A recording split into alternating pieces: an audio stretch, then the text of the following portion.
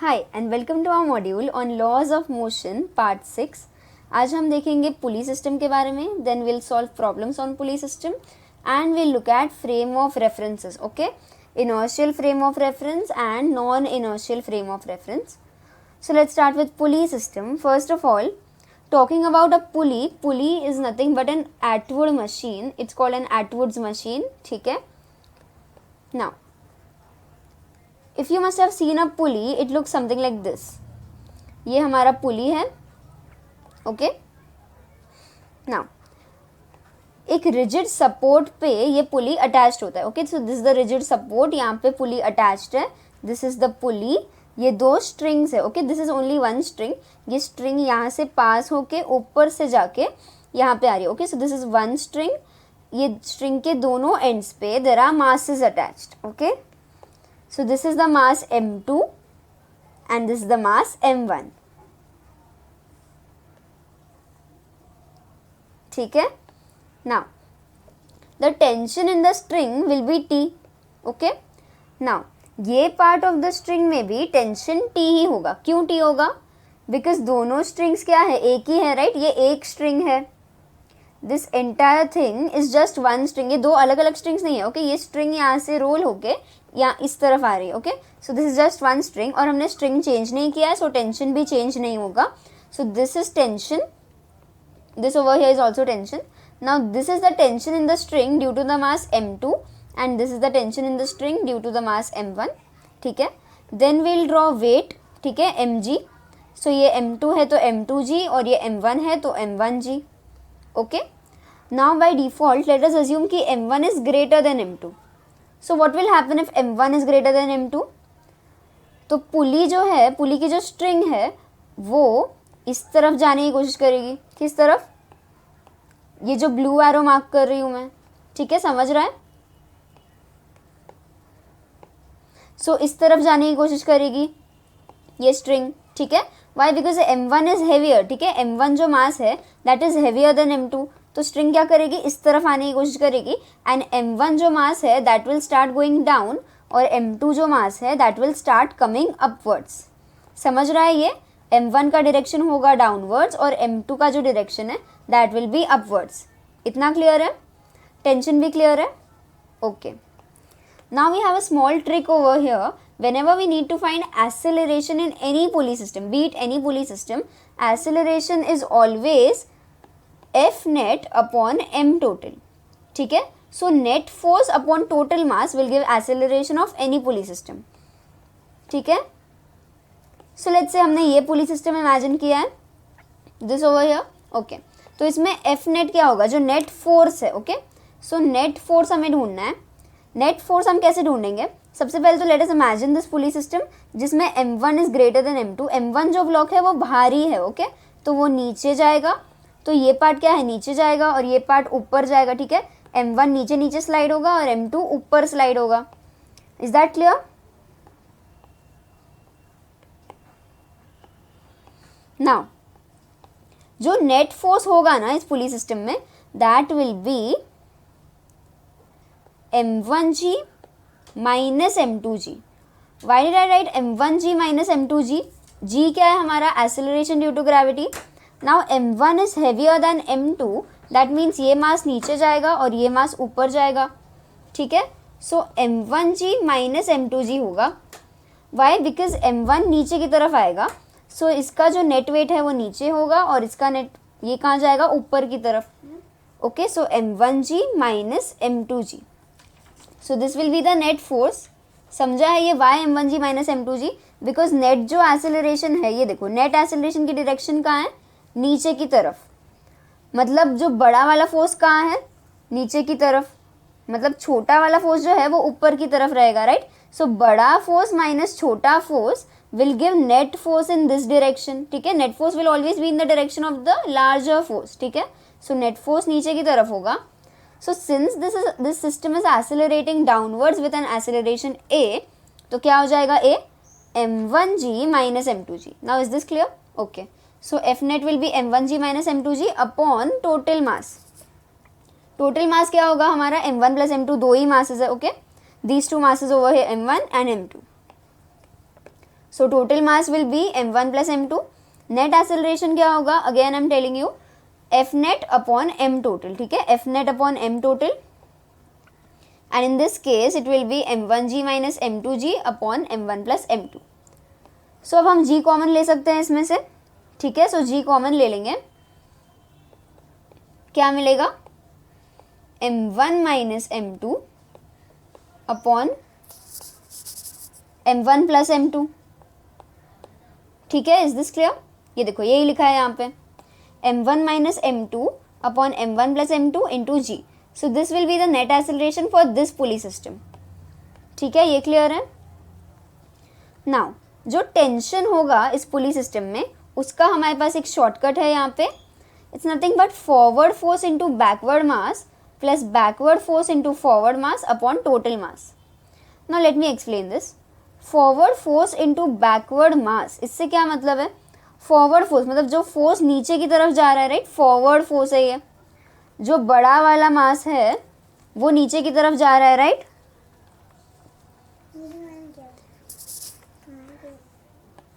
Forward force into backward mass. So जो m1 है वो नीचे की तरफ जा रहा है. ओके, सो फॉरवर्ड फोर्स क्या हो जाएगा, जो बड़ा वाला मास है times g, that will be the forward force. So ये देखो, forward force will be m1 into g. ठीक है, नाउ बैकवर्ड मास कैसे ढूंढेंगे, बैकवर्ड मास मतलब जो नीचे, जो यहाँ पे ऑपोजिट डायरेक्शन में जा रहा है. ये देखो बेसिकली क्या हो रहा है कि ये सिस्टम नीचे की तरफ एक्सेलरेट कर रहा है with acceleration a. So forward force कौन सा होगा, जो मास इसी डायरेक्शन में जा रहा है that will be taken for forward force, और जो मास ऑपोजिट या उल्टी डायरेक्शन में जा रहा है that will be taken for backward force. तो बेसिकली फॉरवर्ड फोर्स में क्या आएगा, कौन सा मास नीचे जा रहा है in the same direction as that of a, m1. ठीक है, कौन सा मास ऑपोजिट डायरेक्शन में जा रहा है, m2. ठीक है, सो फॉरवर्ड फोर्स में हम क्या लेंगे, m1g. Very good. और बैकवर्ड फोर्स में क्या आएगा, बैकवर्ड मास है. ओके, बैकवर्ड मास में m2 आएगा. Okay, so forward force into backward mass meaning m1g into m2. ठीक है, now we have backward force into forward mass. अब बैकवर्ड फोर्स क्या हो जाएगा, m2g. ठीक है, m2g हो जाएगा. So backward force will be m2g और फॉरवर्ड मास क्या है हमारा, m1 है. समझा है ये, upon total mass m1 plus m2. Is this very clear. Okay, now we can add this. ये देखो m1 into m2 into g plus m1 into m2 into g. ठीक है, so 2 times m1 m2 into g divided by the total mass will be the tension for this specific question. ठीक है, अब समझा है कैसे निकालना है tension. Now if I give you a problem, ये देखो अगर ये पुली है हमारा, ठीक है, यहाँ पे मैंने मास रख दिया 2 kg, यहाँ पे मैंने मास रख दिया 4 kg. ये वाला लेवल नीचे क्यों बनाया, because 4 is obviously heavier than 2. ठीक है, तो कहाँ जाएगा, कहाँ एक्सेलरेट करेगा, नेट एक्सेलरेशन कहाँ होगा, ऑब्वियसली नीचे की तरफ. Okay, so this will be 4g और ये क्या होगा 2g. नाउ टेंशन बनाएंगे. टेंशन क्या होता है, always away from the object. So tension over here. ठीक है, नाउ बेसिकली नेट एक्सेलरेशन कहाँ है, नीचे की तरफ. ठीक है, तो अब हमें इस सिस्टम का एक्सेलरेशन ढूंढना है. ठीक है, क्वेश्चन क्या है, find the acceleration net of the system. Okay, now acceleration का क्या ट्रिक था, नेट फोर्स अपॉन टोटल मास. ठीक है, सो नेट फोर्स क्या होगा हमारा, 4g माइनस 2g या 2g माइनस 4g, 4g माइनस 2g. Very good. क्यों, बिकॉज नेट एक्सेलरेशन किस डायरेक्शन में है, इस डायरेक्शन में. तो 4g कहाँ जाएगा, नीचे की तरफ जा रहा है, और 2g कहाँ जा रहा है, ऊपर की तरफ. ओके, सो नेट फोर्स क्या होगा, 4g माइनस 2g. ठीक है, बिकॉज 4g बड़ा है, तभी तो जो नेट एक्सेलरेशन है वो 4g के डायरेक्शन में है. ठीक है, 4g और नेट एक्सेलरेशन का डायरेक्शन सेम है, इंडिकेटिंग 4g जो है वो हेवियर मास है और वो नीचे जा रहा है. ठीक है, सो 4g माइनस 2g divided by total mass. ठीक है, टोटल मास कितना है, 6 है हमारा, ठीक है। सो कितना हो गया, 4g माइनस 2g will be 2g divided by 6 which is nothing but g by 3, ठीक है। तो इस सिस्टम में नेट एक्सेलरेशन कितना होगा हमें मिला, g by 3। Is this very clear? Okay, अब हम देखेंगे एक और problem based on pulley system. ये देखो, ये थोड़ा कॉम्प्लेक्स पुली सिस्टम है, यहाँ पे 2 पुलीज है, ओके। इनिशियली हमारे पास क्या था इस क्वेश्चन में, वी हैड जस्ट 1 पुली, ठीक है, इसमें भी एक ही पुली है। अभी 2 पुली है, ठीक है, 2 pulley. So this system is a complex one. ये हमारा पहला पुली है और ये दूसरा, ठीक है। Is this clear? नाउ ये पुली जो है वो यहाँ रिजिड सपोर्ट पे अटैच्ड है, ठीक है। इसकी ये 2 स्ट्रिंग्स है। सिमिलरली इस पुली की भी 2 स्ट्रिंग्स है, ओके।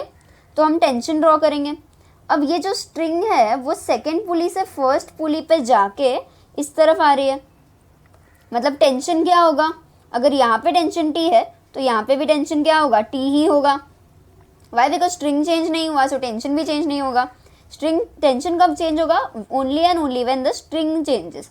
अगर स्ट्रिंग सेम रखा है हमने तो टेंशन भी वही रहेगा, ओके। सो यहाँ टी है तो यहाँ हम T1 या T2 नहीं लिखेंगे, यहाँ पे भी हम टी ही लिखेंगे। ऑल्सो यही स्ट्रिंग ये सेकेंड वाली पुली पे भी अटैच्ड है, ठीक है, ये इस तरह से यही वाली स्ट्रिंग सेकेंड वाली पुली पे भी अटैच्ड है और यही वाली स्ट्रिंग फर्स्ट वाले पुली पे भी अटैच्ड है। मतलब सारे टेंशन क्या हो जाएंगे, इन शॉर्ट टी ही हो जाएंगे, ठीक है। There is no need to add T1 T2 T3, नहीं, all of these are the same string, ठीक है। तो सब पे टेंशन टी होगा।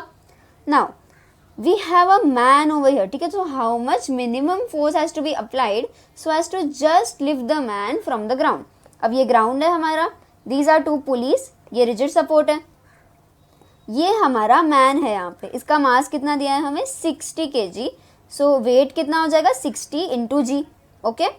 नाउ टू जस्ट लिफ्ट, अगर हमें जस्ट उस मैन को लिफ्ट करना है, मतलब नेट फोर्स जो है, मतलब ऊपर के फोर्सेस शुड बैलेंस नीचे का forces, that means net force should be 0। समझ रहा है? ऊपर के फोर्सेस नीचे के फोर्सेस को बैलेंस करेंगे तभी तो ये मैन जस्ट लिफ्ट हो पाएगा ऊपर। Getting my point? So what we can say is that upward force will be equal to downward force, ठीक है। अब upward forces कौन से हैं, ये देखो upward forces we have tension over here, ठीक है, tension। और downward force क्या है, only weight of the man, तो only mg, ठीक है। so upward forces कौन से हैं, t, t and t, ठीक है। सो 3t हो जाएगा। और डाउनवर्ड फोर्सेस कितने होंगे, नीचे की तरफ 60g है, ठीक है, weight of the man, okay. So upward forces will be equal to downward forces, मतलब 3t will be equal to 60g, ठीक है, समझ रहा है। सो टेंशन कितना आ गया, 60/3 20g, और g क्या है हमारा, अप्रोक्सीमेटली 10 लेते हैं हम, 10 मीटर पर सेकेंड स्क्वायर, ठीक है। So how much is the tension, 200 Newton. Clear है, 200 न्यूटन। नाउ इंक्लाइन प्लेन पे आपको फोर्सेस ड्रॉ करने आता है, ये देखो, we'll have a look at incline plane, ठीक है। इंक्लाइन प्लेन देखेंगे, this over here is a wedge, angle कितना है इस वेज का, थीटा है। इसके ऊपर हमने एक ब्लॉक रख दिया, ओके, एक ब्लॉक रख दिया। Now what all forces have we studied, we have weight, we have normal reaction, we have tension and we have friction, ठीक है। सो सबसे पहले वेट देखेंगे, वेट क्या होगा, mg होगा, ठीक है, नीचे की तरफ होगा। Then we have normal reaction. Normal reaction कैसे होता है, always perpendicular to the surface, तो यहाँ पे होगा normal reaction perpendicular to this surface, ठीक है। देन वी हैव टेंशन, इस फिगर में टेंशन होगा नहीं होगा, क्यों, because there are no ropes and strings, ठीक है। सो नो स्ट्रिंग्स और रोप्स, इसीलिए टेंशन नहीं होगा, ठीक है। सो टेंशन गया। ऑल्सो फ्रिक्शन भी नहीं है, बिकॉज ये स्मूथ सर्फेस है ना। इफ अगर स्पेसिफाई किया है कि if the surface is rough तो ही फ्रिक्शन होगा, बट ये सर्फेस क्या है, smooth surface, and there is no mention of friction over here, तो हम फ्रिक्शन इंक्लूड नहीं करेंगे। नाउ जो नॉर्मल रिएक्शन है that is not in line with mg, ठीक है, तो हम mg को रिजॉल्व करेंगे such that we have one force which is balancing normal reaction. Okay, now ये नॉर्मल रिएक्शन हमारा ये है mg, ठीक है, ये mg है. अब mg को हम कैसे रिजॉल्व करेंगे, mg साइन थीटा और mg कॉस थीटा, ठीक है, दो कंपोनेंट्स में हम रिजॉल्व करेंगे, cos component and sine component, ठीक है, ये क्लियर है. Such that we have one force that is balancing the normal reaction, ठीक है, ये क्लियर है. इंक्लाइन प्लेन पे कैसे फोर्सेस ड्रॉ करना है ये समझा. Now we have one very small topic, frame of reference, ठीक है, बहुत ही छोटा टॉपिक है, बहुत ही इजी है. फ्रेम ऑफ रेफरेंस, तो what do you mean by frame of reference. तो सबसे पहले we have two basic types of frame of references. We have inertial frame of reference and we have non inertial frame of reference, ठीक है, one by one सीखेंगे. सबसे पहले inertial frame of reference. So inertial frame of reference में एक body या एक person तब होता है when that body or person is at rest or it is moving with constant velocity, ठीक है, क्या बोला मैंने, when the body is at rest or when the body is moving with constant velocity, ठीक है, at that point of time we can say that this person is in inertial frame of reference. okay, यहाँ पे भी देखो this person over here is at rest, मतलब he is in inertial frame of reference. Now ये card जो थी वो rest पे थी, सो ये पर्सन भी यहाँ पे क्या है, रेस्ट पे है. Now this card starts moving with a constant velocity, ठीक है, some value of constant velocity से 3 मीटर पर सेकेंड, ठीक है. सो तो ये मैन भी जो है वो भी इसी डायरेक्शन में मूव हो रहा है because he is in the cart, तो वो उसी फ्रेम ऑफ रेफरेंस को बिलोंग करता है, ठीक है. So the man will indirectly move with constant velocity of 3 meter per second, ठीक है. So inertial frame of reference कब आता है, when a person is at rest और मूविंग विथ कांस्टेंट वेलोसिटी, ठीक है, ये क्लियर है. Okay, now inertial frames of reference always ओबे Newton's law.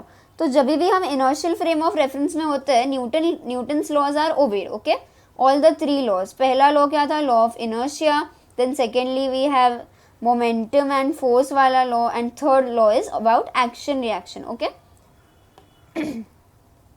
so Newton's laws are obeyed in which frame of reference, in the inertial frame of reference. okay, on the contrary we have non inertial frame of reference. उसमें क्या होता है कि basically Newton's laws are not obeyed, ठीक है. so non inertial frame of reference do not obey Newton's law. ये देखो यहाँ लिखा है, ठीक है. so इस फ्रेम में अगर हम हुए तो Newton's laws obey नहीं होंगे. ओके, ये क्लियर है. तो अभी being in non inertial frame of reference मतलब एक्सेलरेटिंग. ओके, तो अगर कोई एक्सेलरेट कर रहा है मतलब there is change in velocity, right. अगर हम गाड़ी का एक्सेलरेटर दबाते तो क्या होता है, वेलोसिटी बढ़ जाती है, मतलब there is change in velocity, ठीक है. सो अगर वेलोसिटी चेंज हो रही है या बॉडी एक्सेलरेट कर रही है तो we can say that we are right now in non-inertial frame of reference. okay, whereas inertial में क्या था, the body is at rest or the body is moving at constant velocity. non-inertial में क्या होगा, the body is accelerating or there is change in velocity. ठीक है. now in non-inertial frame of reference we have something called pseudo force, ठीक है, pseudo force. What do I mean by this? ये देखो, this is a cart over here, ठीक है, ये cart है. ये कार्ट जो है वो आगे जा रही है, ठीक है, आगे जा रही है विद एन एक्सेलरेशन ए, ठीक है. लेट अस अज्यूम ये कार्ट है, आगे जा रही है विद एन एक्सेलरेशन ए. अब ये जो पर्सन है इस कार्ट के अंदर, यहाँ पे ये खड़ा है. ओके, ही स्टैंडिंग स्टिल और ये कार्ट आगे जा रही है विद एक्सेलरेशन ए. तो क्या होता है कि ये जो पर्सन है इस पर एक स्यूडो फोर्स एक्ट करता है which is equal to ma, मतलब in the same magnitude as that of the cart. okay, उसका भी acceleration कितना होगा, a ही होगा, but direction क्या होगी इसके acceleration की, opposite to that of the cart. ठीक है, so magnitude same होगा man के acceleration का, but direction क्या होगी, opposite. so अगर cart a से accelerate कर रही है तो man भी a से accelerate करेगा but in the opposite direction. ठीक है. So that is the concept of pseudo force which is mass times acceleration of the frame. Okay, और डायरेक्शन क्या होगा? Opposite to that of the frame. ठीक है. In this case the frame is the non inertial frame of reference में कौन है? ये cart है, और ये कार्ट जो है वो आगे जा रही है विद एक्सेलरेशन a. तो मैन क्या करेगा? He will move in the direction opposite to that of the frame, मतलब उल्टी डायरेक्शन में with the same acceleration a. So this is nothing but the concept of pseudo force, mass times acceleration of frame, but direction क्या होगा? opposite. ये समझा है? Okay. So with this we finish the chapter laws of motion. Thank you.